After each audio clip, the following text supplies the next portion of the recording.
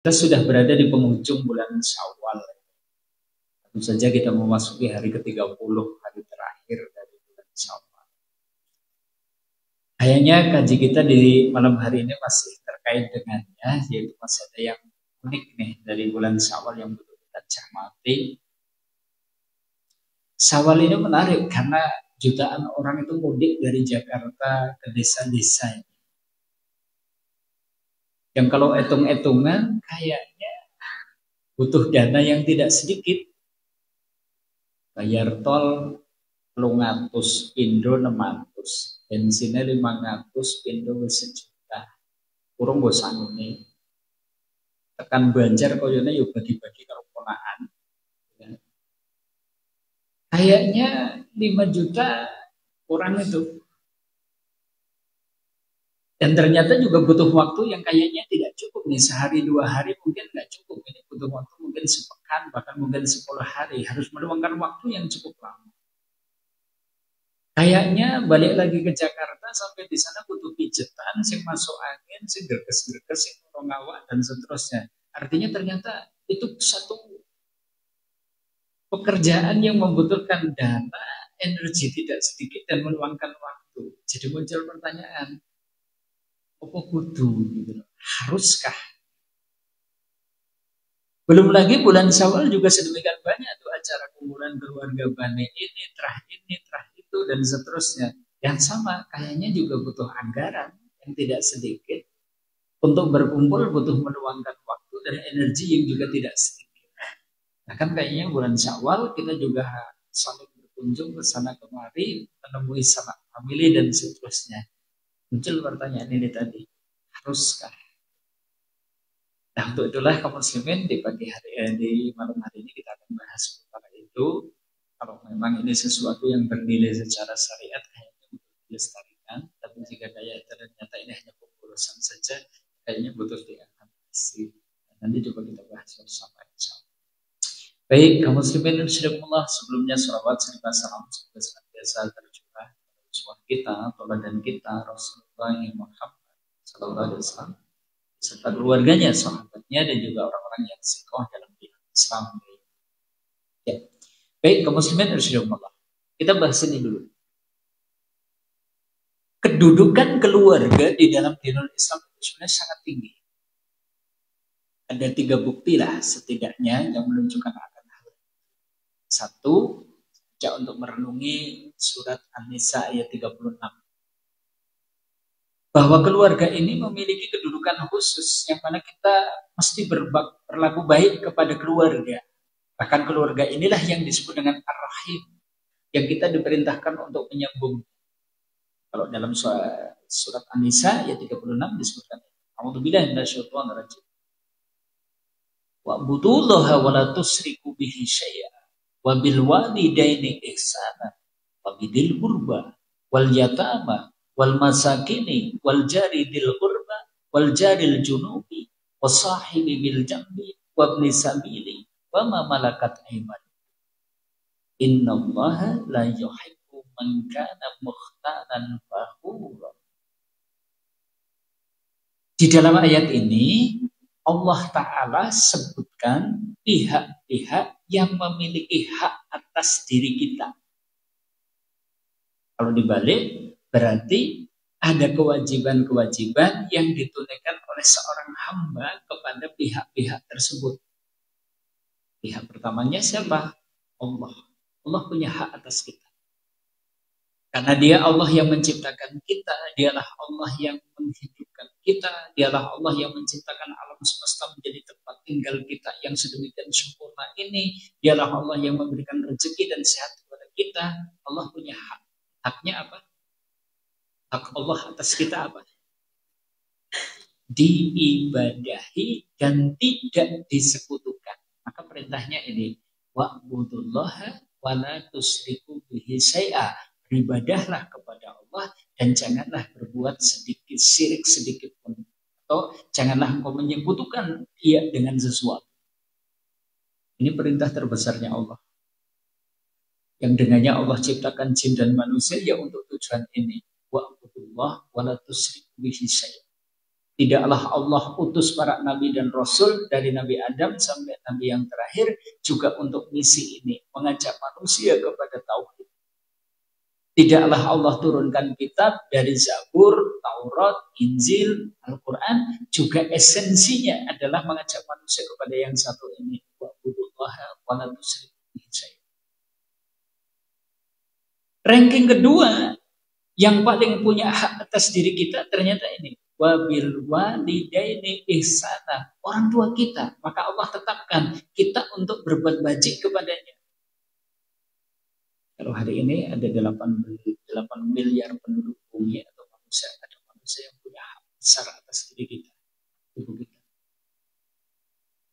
Sehingga Allah gantungkan keriduannya kepada keriduan orang tua kita. Allah gantungkan berkahnya kepada kemurkaan orang tua kita. Menunjukkan betapa tingginya kedudukan orang tua kita itu di hadapan Allah Jalla. Kalau kita tengok berarti ranking kedua setelah kita disuruh memelihara Allah, berarti kita memelihara orang tua kita. Dan tadi, andai ada orang yang dia banyak sholat, gak cuma yang wajib, bahkan yang sunnah. Dia banyak puasa, tidak cuma Ramadan, bahkan puasa sunnah. Dia banyak infak, banyak sedekah, berkali-kali haji tiap tahun umrah, tapi ternyata kepada orang tuanya sendiri dia tidak bisa berbuat baik. Allah tidak rindu. Nah, ranking ketiganya ternyata ada orang yang punya hak atas diri kita yang kasih wabidil qurba. Kita disuruh berbuat baik kepada kerabat kita, keluarga kita, rahim kita. Siapa yang dimaksud kerabat di sini? Sinten? Siapa? Setelah orang tua ada manusia yang punya hak atas diri kita. Siapa? Saudara yang dimaksud siapa? Kakak, adik, paman, bibi, ponaan. Ini orang yang memiliki kedudukan khusus secara syar'i yang wajib kita perlakukan baik. Baru ranking etap 4-nya adalah wal yatama. Kita disuruh berbuat baik kepada anak yatim. Jadi kalau hari ini kita banyak infak kepada panti asuhan, kepada anak yatim, bahkan mungkin kita nyantuni pesantren dan seterusnya, jebul karo bekayune dhewek ora urus, adik kita sendiri ternyata mau libat orang bebas dengan tenang-tenang saja, ponakan jenengan orang iso sekolah ternyata tenang-tenang saja.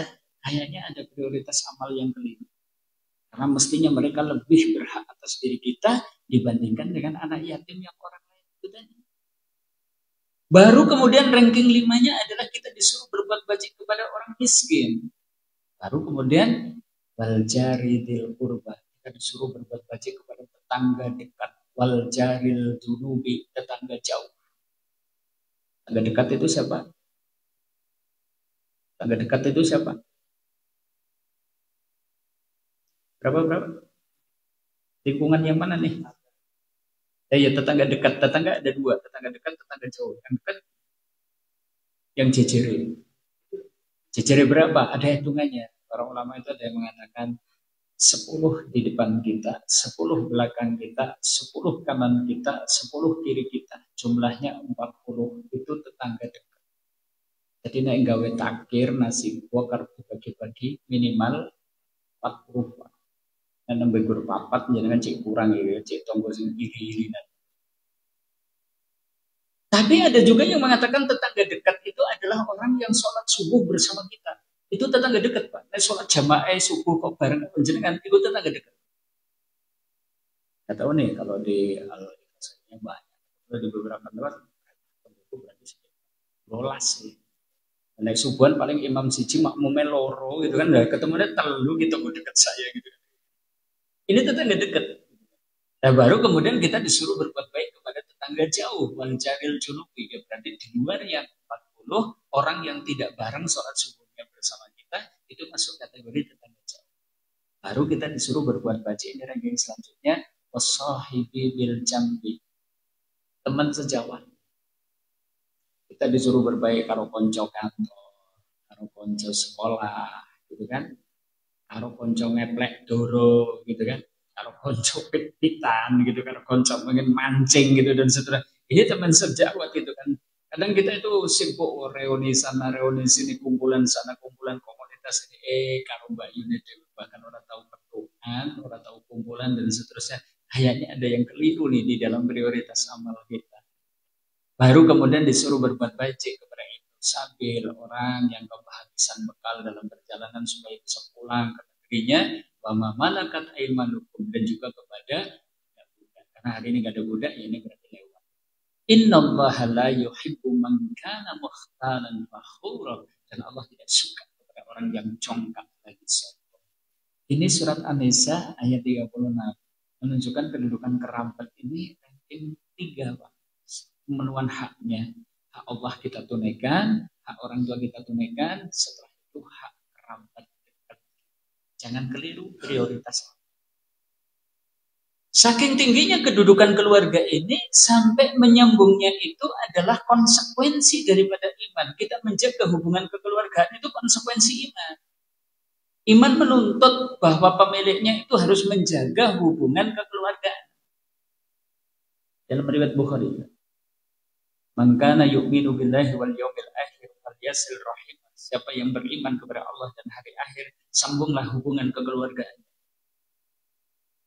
Seakan-akan itu kalau dibalik itu, ono wong rumongsone beriman, akune beriman, karo bekayune dhewek. Kayaknya imannya enggak beres. Karo adike dhewek benci-bencinan, kayaknya ada yang salah dengan keimanannya. Dengan ponakannya tidak peduli dengan kesusahannya. Kayaknya ini imannya iman yang dusta, ini bukan iman yang sebenarnya. Karena iman itu ada konsekuensinya. Dia akan menyambung hubungan kekeluargaan. Tuntutannya seperti itu. Bahkan saking tingginya kedudukan keluarga, sampai memutusnya itu terancam orang itu tidak masuk surga. Insyaallah ada ancamannya. Jadi kalau kita tidak berkunjung kepada teman sekolah, kita tidak mengunjungi mungkin teman kantor, itu mungkin masih nggak masalah, itu boleh-boleh aja. Tapi kalau sampai tidak mengunjungi karena rasa benci, karena mungkin ganjalan yang ada di dalam hati terhadap adik kita sendiri, kakak kita sendiri, ponakan kita sendiri, paman kita sendiri, bibi kita sendiri, ada ancamannya. La yadkhulul jannah qati'un, nggak akan masuk surga. Qati'un apa sih? Qati'un itu bahasanya pemutus. Pemutus maksudnya apa? Pemutus hubungan kekeluargaan.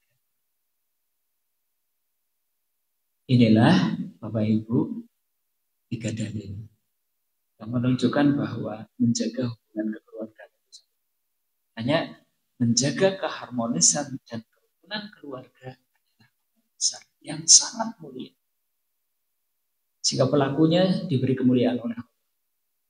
Allah akan berikan rahmat. Waman wasolaki wasoltuhu waman koto'aki koto'tuhu. Siapa yang menyambung rahimnya, sambung kasih sayang kepadanya. Siapa yang memutus rahimnya, aku putus kasih sayang kepadanya. Nabi bersabda seperti itu. Itu hadis qudsi. Bahkan siapa yang menjaga keharmonisan dan kerukunan keluarga adalah amal besar yang mulia. Dia berhak dipanjangkan umurnya, dia berhak dilapangkan rezekinya. Ansaro ayyubasatolahu birizki wa yunsa'alahu bi asarihi faliyasir rahim. Dalilnya seperti itu. Bahkan orang yang menjaga keharmonisan dan kerukunan keluarga, dia berhak mendapatkan doa-doa yang mustajab. Menurut Nabi seperti itu. Semua doa-doa kita sebenarnya dikabulkan. Cuma bentuk pengabulannya macam-macam. Ada yang apa yang diminta langsung diberi. Tapi ada yang diminta tidak dikasih tapi dijauhkan dari keburukan. Ada yang diminta tidak dikasih, kita juga hidupnya penuh ujian dan cobaan, tapi doa-doa kita menjadi pahala di akhirat. Tapi dengan catatan, malam yad'u bi ismin wala qati'atur rahim. Selama doanya tidak mengandung dosa, selama dia berdoa tidak dalam keadaan memutus persaudaraan. Jadi kalau kita memutus persaudaraan, doa kita tidak dapat apa-apa. Enggak dikabulkan yang kita minta, tidak dijauhkan dari keburukan, pun tidak menjadi pahala besok hari. Rugi banget. Bahkan dengan menjaga kerukunan keharmonisan keluarga, kita berhak kelak mendapatkan penjaga ketika meniti di atas syurga. Bahkan mungkin saudara kita kelak akan memberikan syafaat pertolongan kepada kita sehingga kita terbebas dari neraka.